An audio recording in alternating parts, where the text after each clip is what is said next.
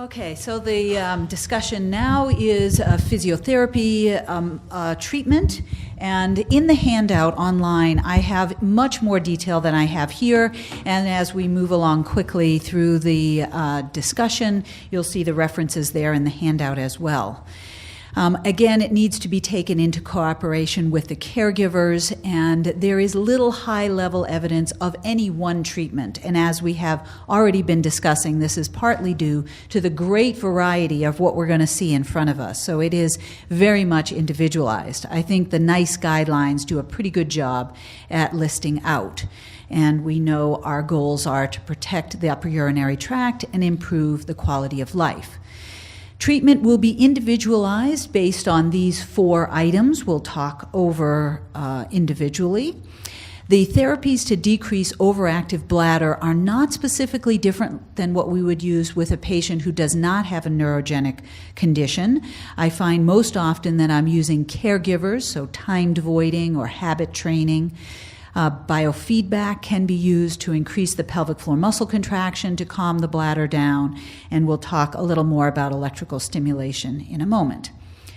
Decreasing the spasm of the pelvic floor muscle can help during emptying. I will tell you what does not work, just as it doesn't work to massage the muscle, a hamstring muscle that's in spasm. It doesn't work to massage the sphincter, the pelvic floor muscle. That does not work.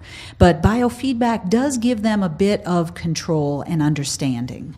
And we've seen that in some already.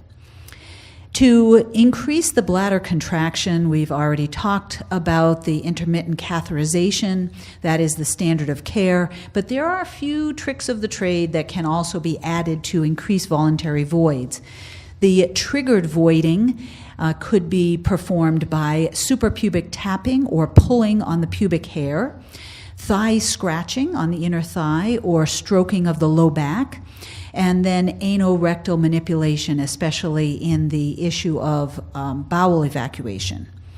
Bladder expression includes the increase of intra-abdominal pressure, and very simply leaning forward or blowing or whistling, blowing up a balloon has been used as ways to gently press down on the bladder to empty. And then, of course, the more aggressive Valsalva and Crede. In thinking about how to empty, there are some other, again, little tidbits that I think are useful. And we're talking about the whole patient, and these little advices can make a great impact. You don't have to have a full-blown periuresis to understand that peeing in front of somebody standing there next to you is not so easy. So it is helpful for the patient in whatever way they can have. Even if the caregiver just turns their back momentarily, it can be helpful. Sitting on the toilet, the position is important. Sometimes using a stool. Some of these are commercially available, and sometimes patients just put 2 stools under their feet. But please make sure that they are abducted, that their legs are separated when they use these tools. Relaxing completely is important. They need to have good balance and hip flexion. Overall relaxation can also be very helpful and important. Some people find distractions such as reading or singing or praying or saying a poem, especially in patients with anxiety. This can be useful. We all know about double voiding, and there are a number of different techniques for that I have listed my ideas here: leaning forward, standing up and sitting down, sometimes walking to the door of the bathroom and coming back, gently blowing or whistling. A small pelvic floor muscle contraction can help pelvic floor muscle relaxation in some cases, but you'd have to very specifically test to see that that is working. And for some, running water can be useful, but of course that can be overdone, and then they have an urgency problem related to the trigger of running water. So those are emptying better. Therapies for the sphincter could include the standard pelvic floor muscle training with or without biofeedback, and then overflow techniques. Certain muscles that we know when they contract help the sphincters to contract, such as the adductors, abductors, and abdominals. Electrical stimulation can be used per vaginum or per rectum, also for increasing the sphincter. The evidence for use of conservative management in stroke patients, there's a couple of different papers out there I'll call your attention to.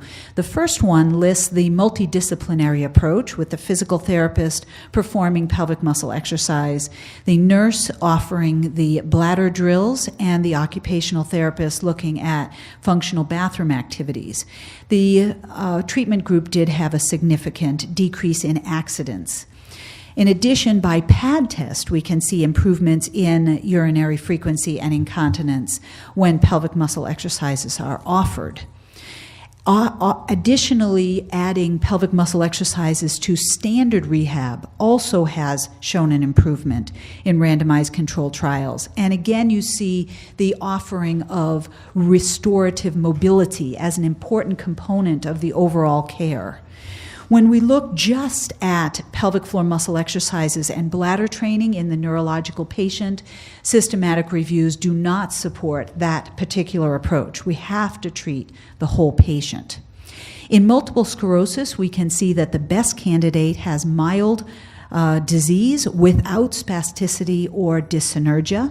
Now, this is the best candidate. It doesn't mean that we can't have some impact, but it's not as great in patients with more advanced disease or elevated post-void residuals.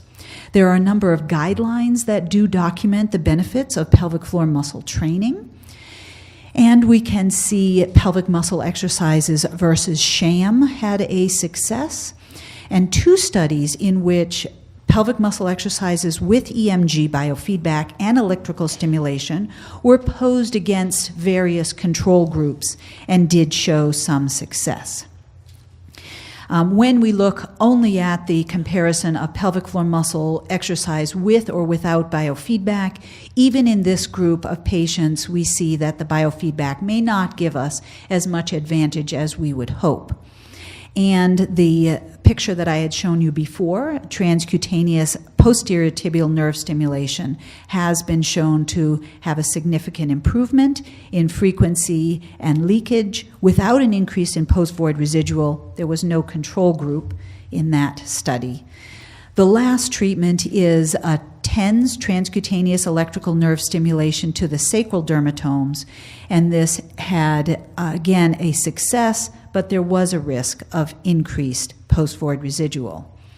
And again, I would hope that you would stay in touch, and if we have a moment for questions. Otherwise, thank you very much for attending our workshop. Thank you very much. So again, I will thank you very much to all of you to attend this workshop. As we were saying, we have a mobile app that you can evaluate the workshop and all the speakers. Of course, it's a show, but we know your names and you know where you live. So be careful. No, that's a joke. And the evaluation proves to get better next year, or for everyone to have the difficult to present in another language. So it's get better the information that you give to us. Thank you very much. Thank you very much.